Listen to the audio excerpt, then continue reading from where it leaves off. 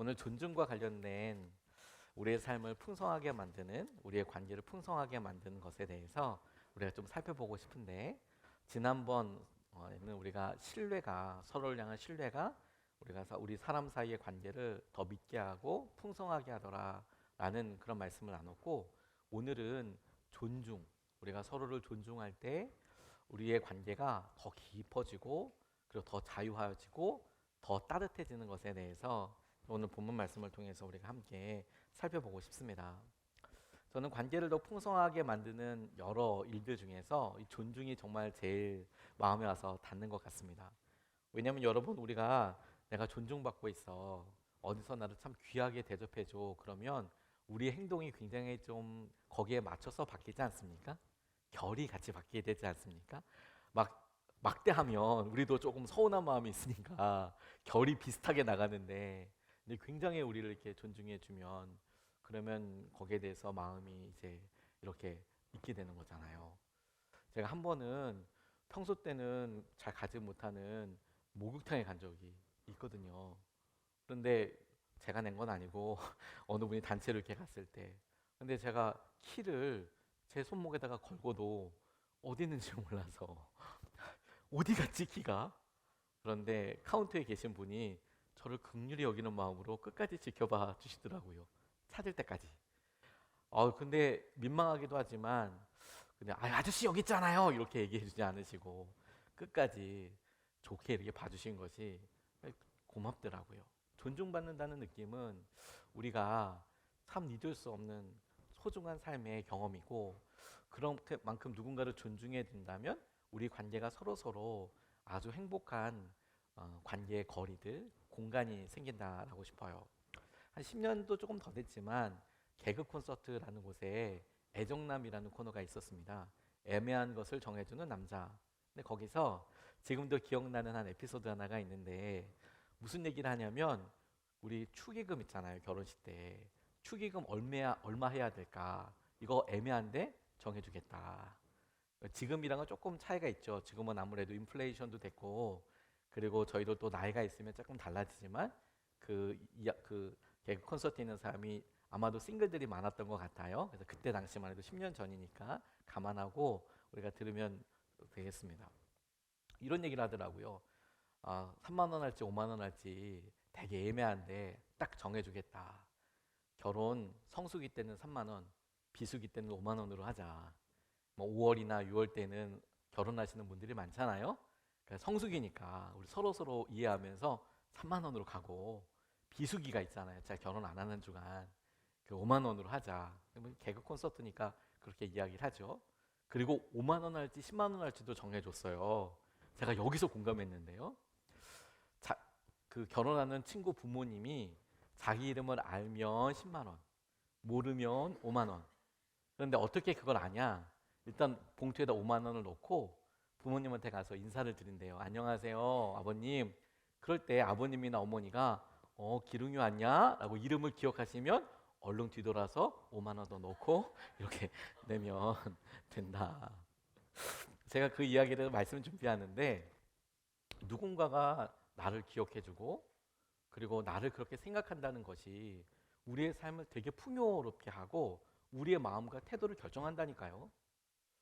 우리가 다른 사람과의 관계를 보면서 너무 퍽퍽해, 내가 요즘 너무 외롭고 힘들어라고 이야기할 때 여러 가지 것들도 이렇게 점검할 수 있지만, 오늘은 말씀드린 대로 내가 충분히 존중받고 있는가 뿐만 아니라, 그렇다면 나는 다른 사람들을 충분히 존중하고 있는가, 그리고 이 존중이라는 것이 어떻게 표현되고, 그리고 우리가 존중받는다라는 것은 내가 먼저 그런 마음을 누릴 때 사실 조금 여력이 생기거든요. 맨날 우리가 아주 결이 다른 대로 살아갈 때 우리 자신은 다른 사람들에게 넓은 마음으로 하는 것은 참 쉽지 않지요. 그래서 하나님께서 우리에게 먼저 존중해 주시고 사랑해 주시고 기다려 주시는 것에 대한 확실한 약속을 우리가 본문 말씀으로 붙잡고 그것을 그대로 우리 자신에게 적용할 뿐만 아니라, 우리가 이런 존중감을 회복하면서 동시에 똑같이 우리에게 적용하듯이 오늘 우리가 다른 사람들한테도 조금의 마음을 더 넓혀서 우리의 관계를 풍성해 나가게 할 수 있으면 좋겠습니다. 오늘 본문 말씀은 이스라엘의 구원에 대한 말씀입니다. 그래서 이사야서 43장 말씀이 이스라엘 민족을 구원하시는 하나님의 말씀으로 우리가 말씀을 듣기도 하고 적용이 많이 되는데요. 저는 오늘 이 말씀을 특별히 이 존중감, 하나님께서 우리에게 대하시듯 하나님께서 우리를 보시듯이 바라보는 하나님의 마음에 조금 맞추어서 적용을 해보고 여러분들과 함께 이 말씀을 좀 나누고 싶습니다. 먼저 우리가 우리의 삶의 의미뿐만 아니라 우리의 가치, 우리를 존귀하게 만드는 가장 중요한 근거이자 이유를 우리가 먼저 좀 오늘 본문 말씀을 통해서 붙잡고 싶습니다. 우리를 존귀하게 만드는 이유, 우리가 존귀한 이유가 뭔지 아십니까? 하나님께서 우리와 함께하고 계시기 때문입니다. 우리가 존귀한 이유는 하나님 때문입니다. 우리가 존귀한 이유는 우리 자체가 태어날 때부터 존귀하다, 이건 우리가 그냥 학교에서 배운 거지만 실제 우리가 혼자 있을 때 경험하는 나는 왜 이렇게 능력도 없고 힘도 없고 그런가, 사실은 굉장히 자연스러운 일입니다. 오늘 2절 3절 말씀을 보면 이렇게 나와 있습니다. 내가 물 가운데로 건너갈 때에 내가 너와 함께하고 내가 강을 건널 때에도 물이 너를 침몰시키지 못할 것이다. 내가 불 속을 걸어가도 그을리지 않을 것이며 불꽃이 너를 태우지 못할 것이다. 나는 주 너의 하나님이다. 이스라엘의 거룩한 하나님이다. 너의 구원자다. 내가 이집트를 속량물로 내주어 너를 구속하였고 너를 구속하려고 너 대신에 에티오피아와 스바를 내주겠다. 이렇게 말씀하고 계십니다. 이스라엘의 구원의 역사 가운데 하나님께서 이스라엘을 어떻게 생각하시는지에 대해 이스라엘 대신에 우리의 마음과 삶을 좀 넣어보고 싶어요. 주님께서 뭐라고 말씀하시냐면 내가 너와 함께하고, 주님께서 우리와 함께 하시는 것이야말로 우리가 참으로 깊은 존재이고 주님의 은혜와 마음을 누리는 통로가 된다고 싶어요. 우리를 기억해 주시는 분. 우리가 존귀한 이유는 우리 삶의 본질적인 모습은 그렇지 않더라도 하나님의 손끝에서 만들어지고 하나님께서 함께 하고 계시기 때문에 우리는 하나님의 시선대로 가만히 살펴보게 되는 것이죠. 하나님께 우리가 얼마나 존귀한 존재이고 존중받고 있는지. 우리는 주님께서 함께 하셔서 우리를 존귀하게 여기시는 분 때문에 그렇게 대우해 주기 때문에 그렇습니다. 사실 우리가 우리의 삶의 여러 형편들을 보면 외로움도 느끼고, 그리고 꽤나 자주 좌절하고 두려울 때도 만만치 않게 있지 않습니까? 하다못해 재정적인 여러 일들은 우리의 자존감을 건드리는 아주 결정적인 요소라고 할 수 있죠. 배움의 어떤 기회라든지 친구를 안다든지 이럴 때에도 기죽고, 거꾸로 반대 일도 있어요. 사소한 일이라도 그냥 그렇다고 이야기하면 으쓱으쓱 하는 게 우리의 연약함 아니겠습니까? 그러니까 우리가 어떤 존재이냐를 가만 보면 성경은 이렇게 아예 우리의 존재를 명확하게 밝혀두고 있어요. 창세기 2장 7절 말씀을 보면 주 하나님이 땅의 흙으로 사람을 지으시고 그의 코에 생명의 기운을 불어넣으시니 사람이 생명체가 되었다. 우리가 뭘로 만들어져 있다? 흙으로 만들어져 있다라고 나와 있습니다. 전도서 3장 20절 말씀에도 둘 다 같은 곳으로 간다. 모두 흙에서 나와서 흙으로 돌아간다. 그러니까 우리는 흙으로 만들어지고 우리가 돌아갈 것도 흙이라는 것에 대해서 사실 우리 모두는 다 알고 있죠. 근데 그게 우리의 가치예요. 제가 한 번은 조그마한 식물을 좀 키워보고 싶어서 맨날 쉽다고 하는데 이상하게 제 사무실에는 독가스가 뿌려져 있는지 저는 잘 살고 있는데 식물들이 이렇게 죽어나가요. 그래서 한 번은 이제 돈을 주고 이제 샀어요. 그리고 이걸 좀 분갈이를 해주고 싶어서 보니까 얘가 이렇게 좀 한 곳에 너무 투르키라는 그런 식물인데 이걸 분갈이를 좀 해주면 좋겠다. 그래서 흙을 사봤습니다. 흙을 팔더라고요. 그래서 제법 기름진 그런 것, 물론 많이 사진 않았습니다. 이게 큰 화분을 만들 게 아니기 때문에 쿠팡에다 주문하니까 와요. 흙이 와요. 그래서 그걸로 이렇게 분갈이를 할 때 흙도 파는구나. 근데 액수는 그렇게 많이 비싸지는 않았습니다. 가격이 있다는 것에 참 놀랐죠. 대부분은 우리가 옆에 산에 가서든지 혹은 아스팔트에서 귀하기도 하지만 구하려고 찾으면 또 찾을 수도 있겠죠. 그게 우리의 가치라는 거예요. 그러니까 우리 스스로가 나는 왜 이렇게 낮은 자존감을 가지고 있을까? 나는 왜 과거의 실수에 매여 있을까? 나는 왜 우리 자녀나 혹은 우리 부모나 혹은 우리가 겪었던 일들 때문에 왜 이렇게 생각할까? 심지어 다른 사람들은 아니야, 너무 괜찮아 이렇게 얘기해줘도 문제는 우리가 우리 스스로를 생각하는 자존감의 문제 아니에요? 낮은 자존감이라는 건 사실 본인이 본인을 어떻게 생각하고 어떻게 존중하느냐의 문제이지 그 사람이 객관적으로 어떻다? 이건 아닌 것 같아요. 아무리 많이 배운 사람도요, 열등감 있는 사람 저 많이 봤습니다. 심지어 굉장히 부유한 사람인데도 정말 그 재정에 묶여 있는 사람도 저 정말 많이 봤어요. 그러니까 이 존중감이라는 것은 사실 전혀 다른 차원인데 오히려 말씀을 보니까 우리가 우리 스스로에 대해서 그래, 흙과 같이, 그래, 우리가 참 가치가 없구나라는 것은 어쩌면 자연스러운 결과일 수도 있어요. 근데 여기에 변수가 있습니다. 우리를 가치 있게 만드는 것은 원래 만들어진 그 물질 혹은 원래 우리의 삶 자체가 아니라 우리에게 생기로 함께하고 계시는, 우리를 만들어서 생명체가 되게 해주신, 우리와 함께 하시는, 우리가 마음에 모으신 하나님 때문에 우리는 천하와도 바꿀 수 없는 그런 존귀한 존재가 되는 것이죠. 제가 말씀을 보다가 이런 것을 검색해 봤어요. 뭐 하나님께서 만드신 것에 가격을 매길 수 없죠. 예를 들어 태양은 얼마일까요? 그럼 가격을 매길 수가 없죠. 공기 얼마일까요? 매길 수가 없죠. 또 뭐 국보급 문화재도 매길 수가 없죠. 청동 금관, 뭐 트럼프한테 줬다는 모조품이죠. 진짜 금관은 우리나라가 돈 주고 팔라고 한다고 해서 팔겠습니까? 그거 국보니까 당연히 안 팔죠. 하지만 실제로 사람이 만든 것 중에서 그럼 제일 비싸게 팔린 게 뭔가 제가 검색해 봤어요. 그랬더니 2017년도에 뉴욕 크리스티 경매에서 5천억 원에 팔린 게 있더라고요. 당시에 우리나라 돈으로 한 5천억 원 정도 되는 거였는데 레오나르도 다빈치가 그린 살바토르 문디라는 작품이에요. 이렇게 생겼습니다.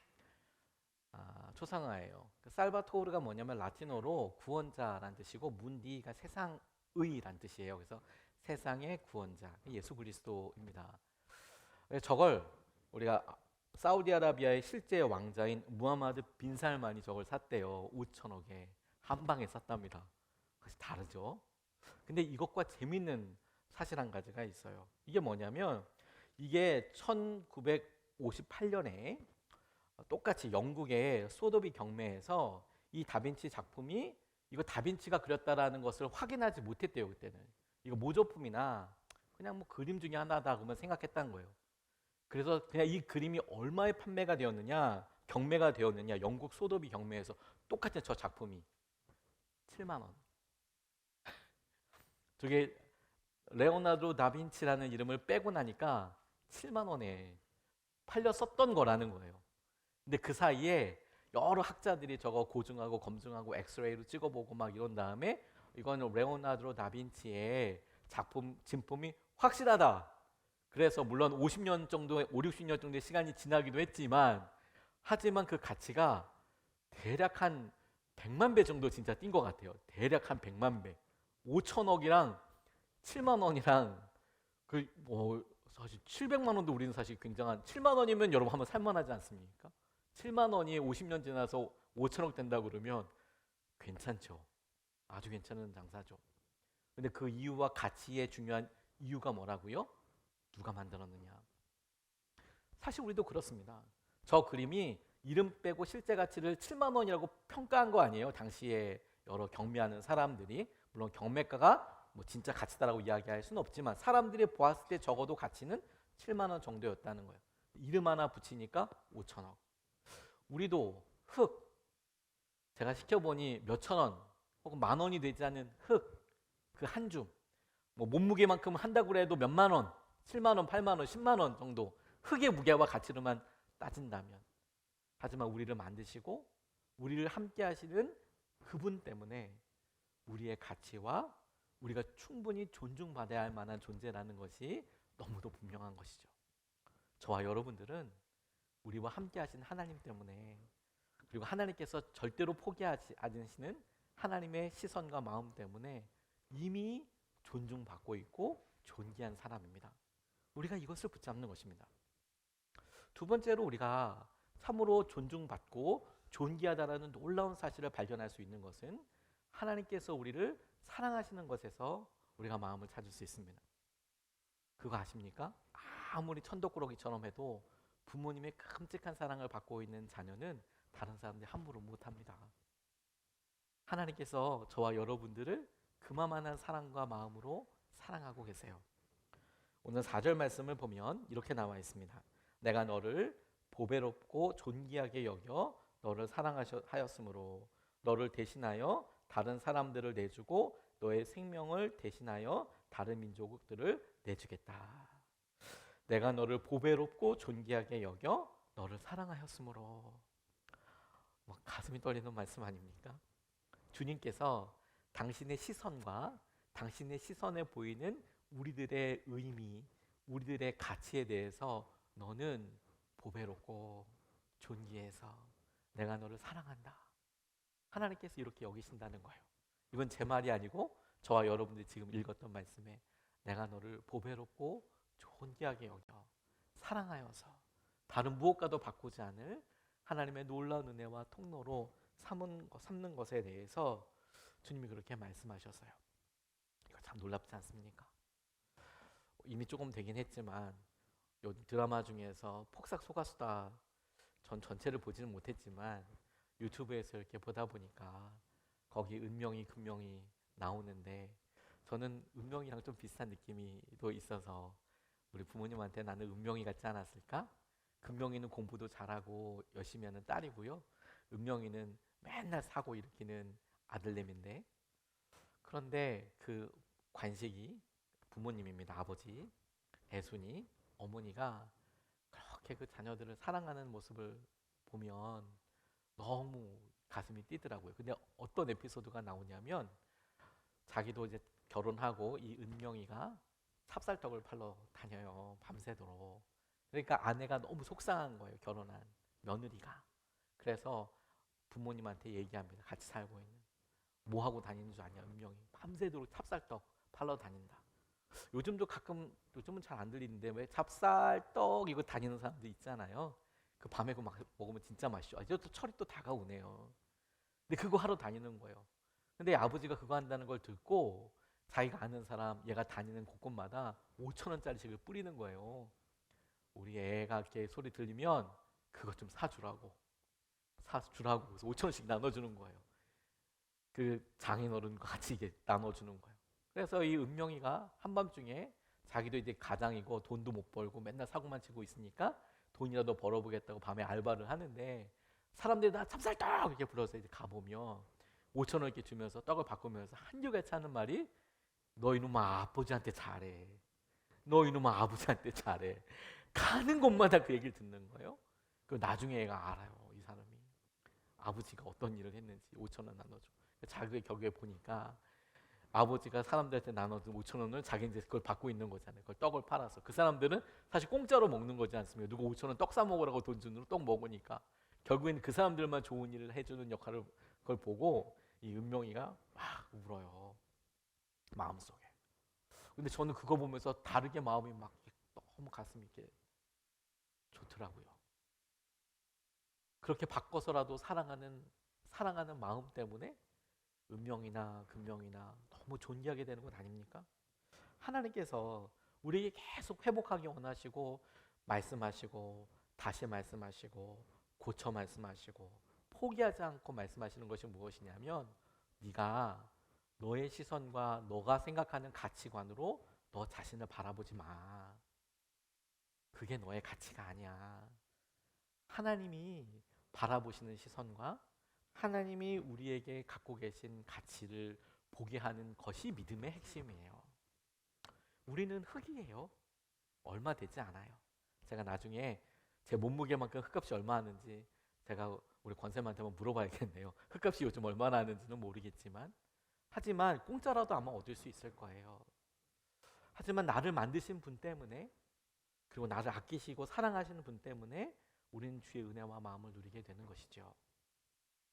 어느 아이가 소중하게 장난감 하나를 만들었답니다. 배를 만들었어요. 제가 어렸을 때 왜 하드 먹으면 하드의 그 나무 막대기 있잖아요. 그거 많이 모아서 배도 만들었어요. 죄송합니다. 제가 이상한 동네에서 살아서 그런지 모르겠지만 저는 필리핀이 아니라 한국에서 자랐어요. 그래서 그거 많이 모아가지고 가면 모아서 저희 서울임에도 불구하고 저희 집 근처에 산도 있고 계곡도 있었어요. 그래서 그 계곡물 이렇게 막아놓고 진짜로 배 만들어서 띄우고 그랬거든요. 그래서 온 동네 쓰레기통 다 뒤져서 그 나무 막대기 가지고 가면 저희 어머니가 그렇게 짜증내셨어요. 그리고 그걸 박박 씻어서 주셨어요. 저거 씻지도 않고 그냥 막 만지고 막 이러니까 다른 사람들 입에 들어갔던 거 쓰레기통에 있는 거 그 더러운 거 만진다고 엄청 싫어하셨지만 그래도 그렇게 막 씻어주셨던 게 기억이 나요. 그래서 아마 그런 마음이었던 것 같아요. 이 아이가 정성스럽게 장난감 배를 만들고 배를 만들었으니까 진수식을 해야 되잖아요. 그래서 배를 물에 탁 띄웠습니다. 너무 좋은 거죠. 물에 이렇게 흘러가는 거 보니까 그 물을 따라서 막 좋아하면서 가는데 물이 조금 더 빨랐나 봐요. 그러니까 만들어서 정성껏 진짜 정성껏 만들었는데 그 배가 물을 따라서 흘러가 버렸어요. 놓쳤어요. 잃어버렸어요. 그 밤에 얼마나 아쉬웠는지 자기가 들인 품과 그런 마음을 들이면 너무 아깝고 또 만들기도 싫을 만큼 그렇게 막 생각이 나고 그랬는데 시간이 조금 지난 다음에 시장에 이렇게 가보니까 그러니까 장난감 가게에 자기가 만들었던 배가 이렇게 딱 전시가 되어 있는 거예요. 그래서 들어가서 주인한테 이거 내가 만든 배라고 달라고 그랬더니 무슨 말이냐고, 이거는 자기가 다른 사람한테 돈을 주고 산 거라고, 네가 이걸 진짜 원한다면 너도 내가 제시하는 가격에 이걸 사야 한다고 이렇게 말을 하더래요. 아니 그냥 버리고 말지 또 만들면 되지, 이게 아니라 들어갔던 품도 그렇고 시간도 있고 마음도 있으니까 이 어린아이가 자기 대중저금통 잘라서 다시 그걸 돈으로 사서 장난감에서 갖고 오면서 이렇게 이야기했대요. 너는 내가 만들었기 때문에 또 사랑하고 내가 너를 다시 샀기 때문에도 사랑한다. 주님께서 우리를 얼마만큼 사랑하시느냐, 주님이 우리를 만드셨기 때문에도 사랑하고 주님께서 예수 그리스도를 통하여 우리를 바꾸시고 우리의 가격이 얼마냐? 돈으로는 환산할 수 없지만 성경과 말씀에 나와 있는 우리가 어떤 대가 지불을 했는가, 그 치러진 대가로 본다면 예수님이 우리를 위하여 대신 죽으셨으니 우리의 가격을 굳이 표현한다면 예수님만큼 예수님짜리가 우리의 가치가 되는 것이죠. 그럼 여러분, 우리는 계속 우리의 생각에 대해서 이야기할 때 우리의 가치는 주님이 우리를 바라보시는 사랑의 시선으로 바라봐야 한다는 거예요. 근데 여러분, 세상에 제일 잔인하고 제일 악독한 평가를 누가 하는 줄 아십니까? 자기 자신이에요. 다른 사람들은 다 괜찮다는데 자기 스스로는 자기에 대해서 그렇게 박한 점수를 줘요. 안 된다고, 안 될 거라고, 힘들다고, 망했다고, 이 생망, 이번 생은 망했다고 막 이렇게 함부로 얘기를 해요. 아닙니다, 여러분. 우리의 삶에 하나님께서 주신 기회와 마음은, 주님께서 보시는 가치는 전혀 그렇지가 않죠. 사랑하기 때문에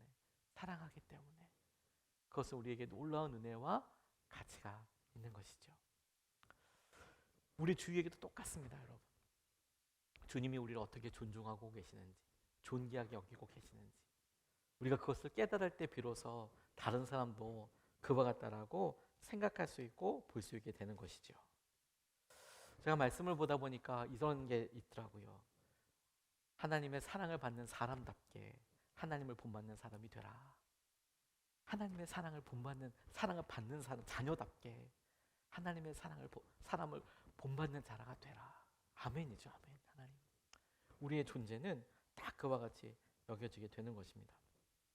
또 하나, 주님께서 우리의 가치와 우리를 존귀하게 여기시고 우리를 존중하시는 것을 오늘 본문 말씀에서 이런 모습으로 우리가 붙잡을 수 있는데, 그것은 우리를 창조하신 분, 그분의 계획을 우리가 신뢰하면서 우리가 우리 스스로를 존중하고 다른 사람들을 존경할 수 있게 됩니다.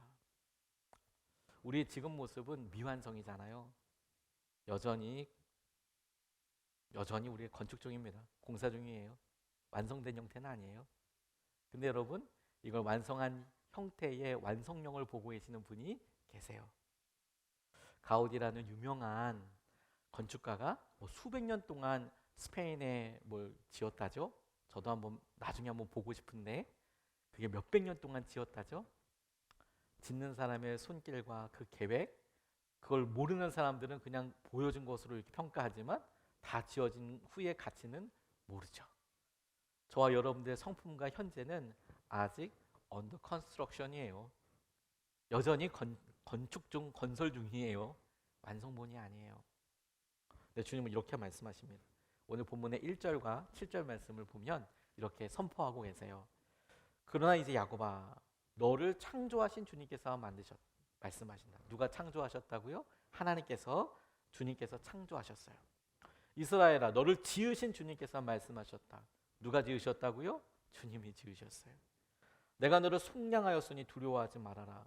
내가 너를 지명하여서, 그냥 우연히 뽑은 게 아니라 내가 너를 딱 찍어서 지명하여서 불렀으니 너는 나의 것이다.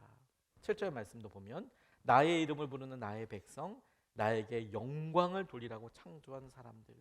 주님이 우리를 창조하셨는데 목적이 당신께 영광을 돌리도록 창조한 저와 여러분들. 근데 주님께서 내가 빚어 만든 사람들을 모두 오게 해라. 모두 오게 해라. 당신께서 만든 사람을 모두 하고 할 때 이 모두에 저는 마음이 확 다가오더라고요.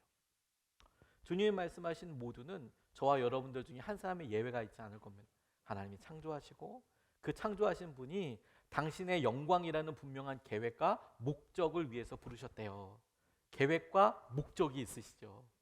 근데 우리가 생각했을 때 이게 무슨 용도래? 나는 어디다 도대체 쓴대? 이렇게 생각할 수 있지만 그걸 아주 섬세하게 보시는 계획하신 분은, 설계하신 분은 요긴한 목적과 네가 그 자리에 없으면 안 돼 라는 특별한 계획을 가지고 있는 것이죠. 그리고 그 목적과 용도 때문에 우리가 가치 있고 존중받는 겁니다. 근데 우리는 우리 스스로 막 실망하죠. 언제 하냐? 우리 자신의 영광을 찾을 때입니다. 내 성공과 내가 어떤 용도, 내가 지금까지 걸어온 길에 대해서 찾을 때 우리 늘 실망해요. 앞서 우리가 흙이기 때문에 그렇다라는 것도 사실 딱 그래요. 우리는 어느 순간에 우리 자신을 이렇게 보고 만들 때 흙 자체도 가치가 없지만 어느 순간에 오랜 동안 압력이 가해지고 심지어 열도 가해지면 제법 단단해져요. 그리고 그게 영원히 변하지 않을 가치처럼 생각해요. 심지어 우리가 여러분 그렇게 됐다고 하더라도 그 가치를 기가 막히게 쓰시는 하나님의 계획 때문에 우리는 존중받아 마땅하고 우리는 존귀한 사람이 되는 거예요. 로마서 3장 23절 말씀을 보면 모든 사람이 죄를 범하였습니다. 그래서 사람은 하나님의 영광에 못 미치는 처지에 놓여 있습니다. 우리의 죄와 허물이 하나님이 세우신 하나님의 임재, 하나님의 영광에 다다르지 못해요. 그래서 우리 스스로는 쓸모없구나, 죄 때문에. 하지만 그럼에도 불구하고 우리를 죄인으로서 사랑하신 하나님 그분의 계획 때문에 여전히 우리는 하나님의 영광을 위하여 아주 요긴하고 가치 있는 것이죠. 그분이 저와 여러분들을 어떻게 존중하고 존경하고 계신 줄 아십니까? 그분이 우리를 바라보실 때 어떤 자유함의 넓은 공간과 얼마나 새로운 기회들을 주시는 줄 아십니까? 저는 저희 아버지 통해서 이거 배웠습니다. 간증을 여러 번 하기도 했지만 저는 저희 아버지께서 뇌출혈로 쓰러져서 병원에 입원하셨을 때 주님을 다시 만나게 되었습니다. 아버지가 처음에 이렇게 이상하다는 이야기를 듣고 만났을 때 아버지가 저를 못 알아보셨고 제 이름이 차기룽 목사인데 저한테 기룽이를 데려오라고 이런 말도 안 되는 말을 하셨어요. 저한테 기룽이를 데려오라고 하는데 제가 뭐 홍길동도 아니고 아버지를 아버지라고 부르지 못하고 뭐 이런 것도 아니고 저희 집에 아들이 10명 있는 것도 아니고 저 하나밖에 없는데 누나랑 저 하나밖에 없는데 제 이름을 기억하지 못하셨어요. 그리고 뭐 계속 실랑이가 있었죠. 그 의사가 아버지 지금 잠드시면 코마에 들어갈 수 있으니까 절대 주무시게 하면 안 된다. 말 걸어라. 그래서 진짜 외국인이랑 함께 있는 것보다 더 어색한 아버지랑 무슨 말을 하냐 도대체. 평소에 말 한마디도 안 하고 살았거든요. 그럴 일도 별로 없고 그냥 아침에 나가고 들어오고, 그래서 주일 저녁 예배 때 뵙고 그 다음 주일 대예배 때 뵙고 거의 뭐 집에 있어도 같이 말도 한마디 섞지 않는 아버지 근데 뭐 나쁘진 않았어요. 대화를 안 했을 뿐이지. 저희 아버지도 말을 이렇게 거시는 분도 아니고. 근데 저희 아버지가 저한테 계속 기둥이 데려오라고 이야기할 때 아버지 저 여기 있어요. 그리고 한참 이야기를 똑같은 말을 계속 하는데 줄 게 있다고 말씀하시고 뭐냐고 물어보는데 기둥이 데려오라고 얘기하시고 그리고 또 한 3, 40분 얘기하시고 그래서 뭐냐고 계속 물어봤죠. 궁금하잖아요. 아버지 막 지금 돌아가실 수도 있다는데 용돈이라는 사실을 알고 용돈 10만 원 지금도 작지 않잖아요, 여러분. 10만 원 준다고 그러면 저 세배해요. 근데 그때도 적은 돈은 아니었지만 근데 그 마음 앞에 제가 사실 굉장히 많이 무너졌습니다. 왜냐면 당시에 저는 그거보다 더 많은 돈을 아르바이트를 해서 집에 드리고 있었거든요. 근데 문제는 저희 아버지가 저한테 주겠다는 용돈 10만 원은 액수의 10만 원이기보다 평소 때 말도 안 하는 우리 아버지가 사랑 표현을 이렇게밖에 못하는구나.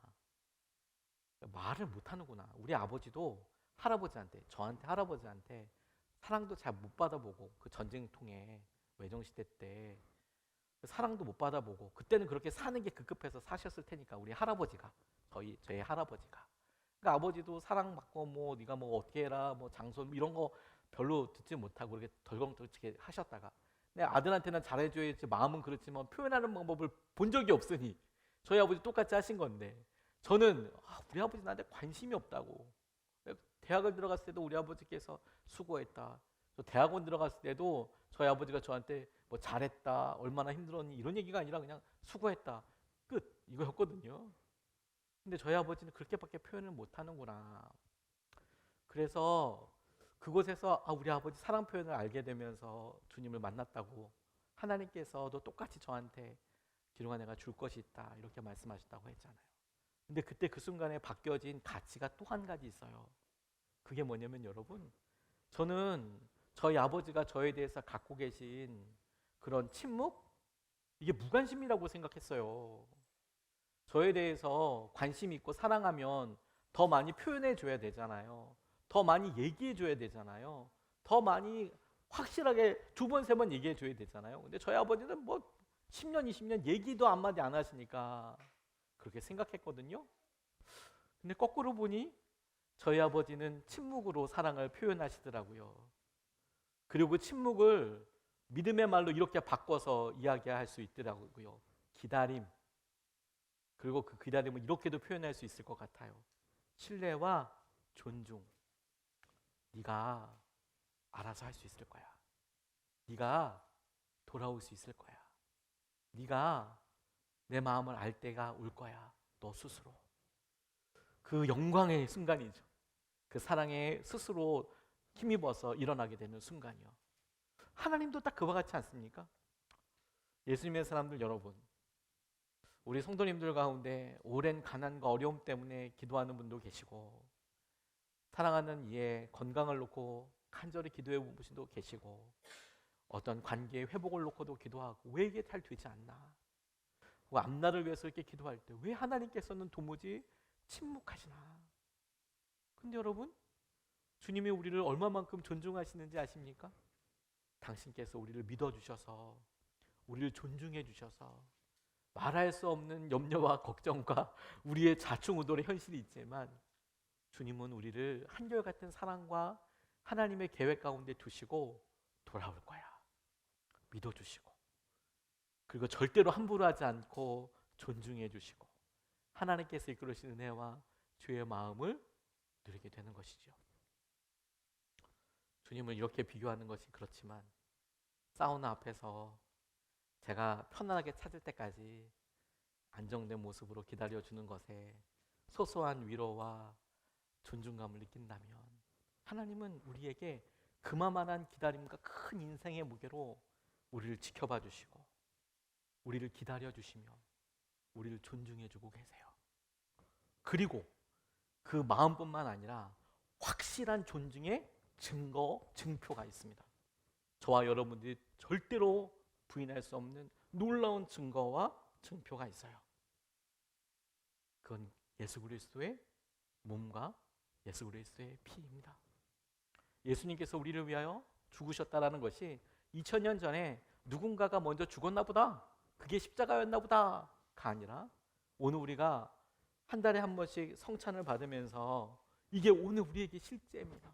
하나님 우리를 위하여 예수 그리스도를 죽음에 이르게 하셨고, 주님께서 이것을 사랑으로 받아두셨고, 우리가 보기에는 이렇게 엄청난 대가 지불을 하면 너 왜 바뀌지 않아? 너 어떻게 그럴 수 있어? 당장 퇴근하고 당장 손이라도 대법하지만 하나님께서는 그와 같이 엄청난 대가, 엄청난 희생을 치르셨음에도 불구하고 우리를 사랑하고 신뢰하고 믿어주시는 것 하나만으로, 우리를 존중해 주시는 것만으로 여전한 침묵과 은혜로 우리를 기다리고 계시는 거거든요. 오늘 여러분 우리가 성찬을 받으면서 주님이 우리를 이렇게 믿어주시고 우리를 존중해 주시는 이 사랑 앞에 하나님 우리도 하나님의 은혜와 사랑에 감사합니다.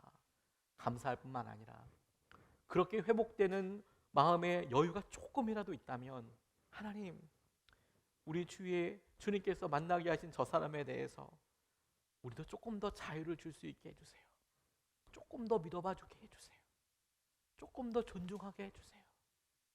조금 더 우리가 느끼는 삶의 결대로 막 터프하고 막 이렇게 이런 게 아니라 조금만 더 기회를 주게 해주시고 조금만 더 은혜를 나누는 사람이 되게 해주십시오.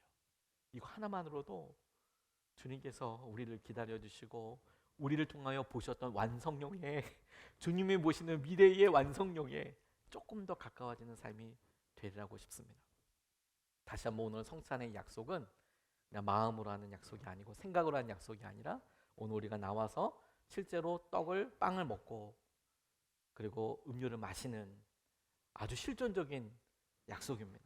오늘 우리가 성찬에 참여하면서 우리의 마음을 다잡고 내가 이만한 사랑을 받고 있구나, 주님이 나를 이만큼 존중해 주시는구나, 그 감동을 회복할 뿐만 아니라 내가 이 마음과 이 사랑으로 조금 더 다른 사람들에게 여유 있는 사람이 되어야 하지, 이렇게 결단할 수 있도록 우리가 이 시간에 같이 말씀 붙잡고 성찬 받기 전에 같이 함께 기도하시겠습니다. 우리 다시 말씀 붙잡고 하나님 우리 마음에 우리의 삶에 오셔서 우리가 사랑을 회복하고 하나님 하시는 것을 다시 누리게 해주십시오. 이렇게 우리 말씀 붙잡고 함께 같이 기도하시겠습니다.